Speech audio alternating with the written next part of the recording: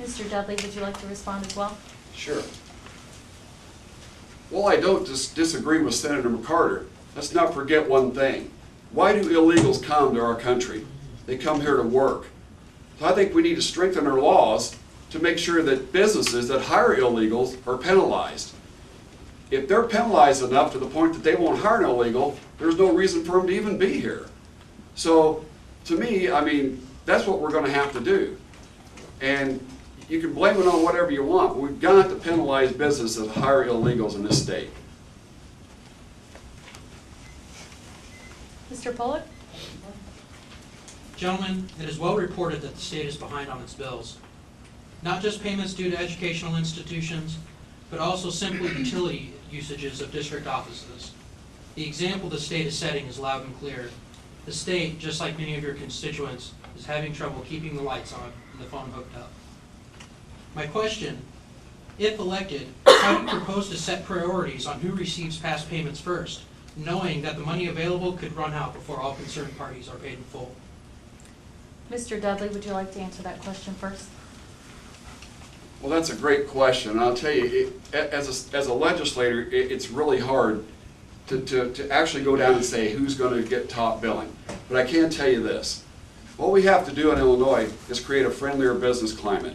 I feel like that we need to relax these taxes and fees on small businesses and actually give them incentive to expand and create jobs in Illinois.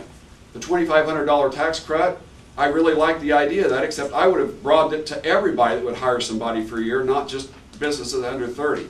But what we really have to get serious about is bringing good paying jobs to Illinois.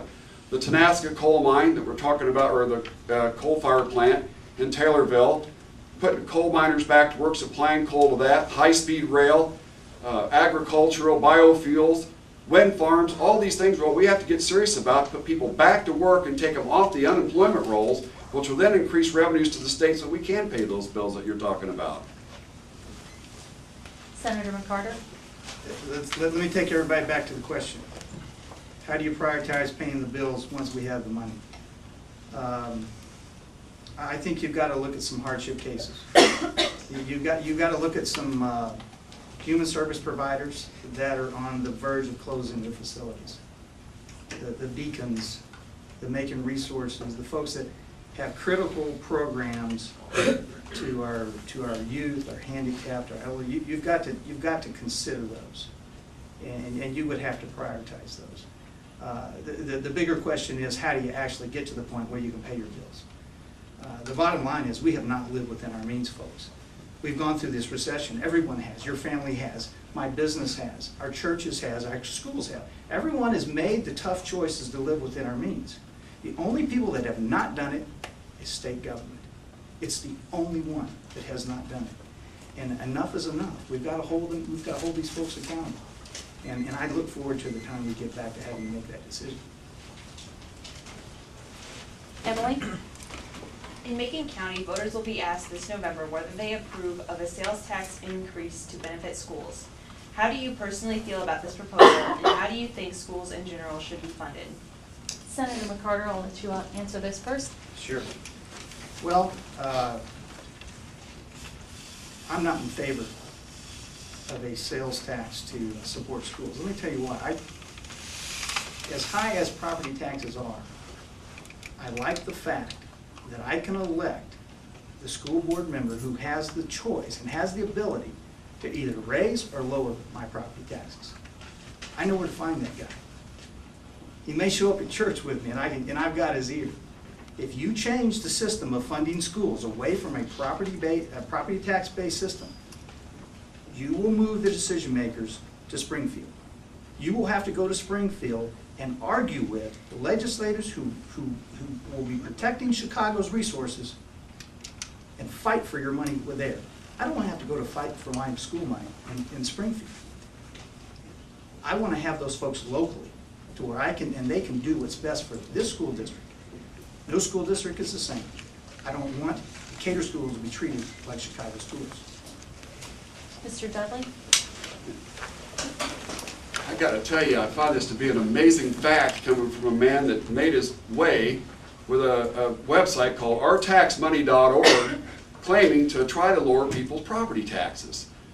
Now look, you go to more of a sales tax based way to fund education, that way you can create a fund that only goes to educate, a dedicated funding stream. And what that'll allow people to do, well, when we have things like the Farm Progress Show that comes into Decatur, people that come into this town will be helping to offset and pay for your schools. Property taxes, you pay for your schools, only people that own properties. We have people that go to school that don't even own properties. And I think people would be more okay with it if they would know that everybody was footing the bill. And I think it's great to have people that's coming in visiting Decatur, that's using our hotels and eating at our restaurants from out of town, helping to foot the bill for education and have that dedicated funding stream. Mr. Busbone. This question is for Mr. Dudley. As we've been talking this afternoon, schools and human service organizations are suffering financially from a lack of state funding. Recently, Decatur Public Schools had their transportation funding cut. How do you propose to get these schools and organizations paid what they've been promised? And would you be in favor of removing state mandates if the state can't meet its financial obligations? Well, obviously what it goes back to is getting the state back on track and creating jobs and revenues like we talked about earlier. Transportation has been an issue for schools. That's been going on this year, but I am not in favor in any way of more unfunded mandates to schools. We have to draw the line on those issues. But we definitely have to get back to, like I said just a few minutes ago, about a definite funding stream for education where our schools can get paid, know what they got coming in, be able to budget the way they need to budget, and educate our children the way they need to be educated. We have to get serious about this.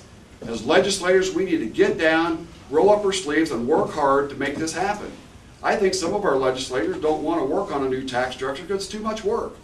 But I'm telling you, that's why I'm running for state senate, because I don't mind the work. I've worked all my life, and I'll roll up my sleeves, and I'll do what it takes to make sure that our schools are funded and they don't have to worry about unfunded mandates.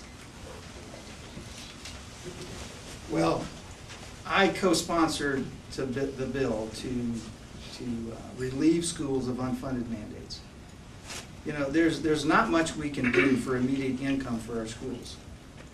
Given the overspending in Springfield, given the recession we're in, but there's one thing we can do. We can take burden off of them by relieving them of these unfunded mandates. I was part of that process on the education fund. I think we could have allowed a lot more things to be, we could have exempted a lot fewer things in that bill. In fact, we really should have left it up to the school districts to determine what programs are best for that district.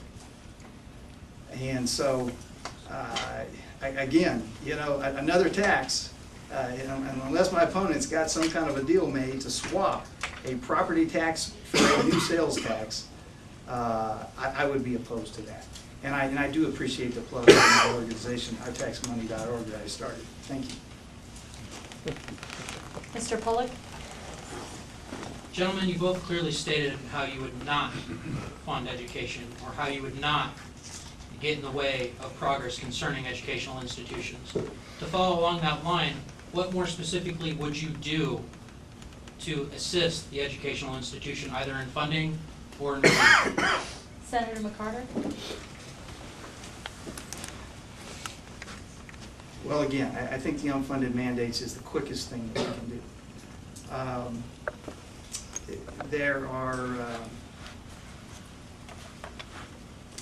Getting this economy turned around is really the driver of any revenue stream. I oppose new taxes because I think putting more taxes on people in the middle of a horrible recession is the wrong thing to do. But there are things we can do to put people back to work quickly. Missouri and Indiana have done it. They've made reforms to workers' comp. They've made reforms to excessive regulations. They've limited litigation. They've done what it takes to make us competitive in the Midwest and the world. We've got to do that as quick as possible. When we come out of this recession, we don't want to be the last one out. And we don't want to have already lost our jobs to our neighboring states. So we've got to get revenue for this state as soon as possible. We can't wait long. what we can do to help our children is make sure that MAP grants and other grants are worked hard for and kept for our children, to give them the possibility to go to college. I believe that every child, I mean every child, has the right to go to college. And I know when I was on the Richmond Community College Board of Trustees, we fought all the time for MAP grants to make sure that our kids had the funding to go. Now also, with that said, I think that we have to tighten our belts on some things we do in Springfield. Obviously, the giving of legislative scholarships. All these do is create a burden on our colleges. The colleges have to eat that, and in turn that raises tuition rates to the point that their children cannot afford to go to college. And I think we have to tighten our belt on things like that. We have to make sure that our kids get educated, that they have a job here and stay in Decatur, so that we can do better. We see a lot of our students leave our town and go to other places. So we've got to really put it together, work hard, and make sure that we keep our children here in our community. Emily? Illinois currently charges more to attend public universities than many surrounding states charge. Youth and those displaced in the workforce are looking for a higher education, and yet the cost is high and the assistance is limited. Do you have any plans to make higher education more affordable? Mr. Dudley, would you answer this first? Basically, I just mentioned a lot of what I thought would make education more affordable. Definitely, though, creating jobs is, everybody will tell you it's the end-all, fix-all. Creating jobs in our state will fix a lot of our ails. And like I said, our students deserve to be educated, every one of them, not one left out. And I'll go back to what I said about the MAP grants and making sure that we don't put extra burdens on our schools with legislative scholarships and other things like that. We have to make sure that we give them the tools they need to educate our children and educate them in the right way and keep them here in our state, just like I said in my last answer. But I just can't stress how important it is to get that education. Things aren't like they were 30 years ago when some people didn't have to go to school. If you don't go now, you're going to get left behind, and we have to make sure that everybody has that opportunity.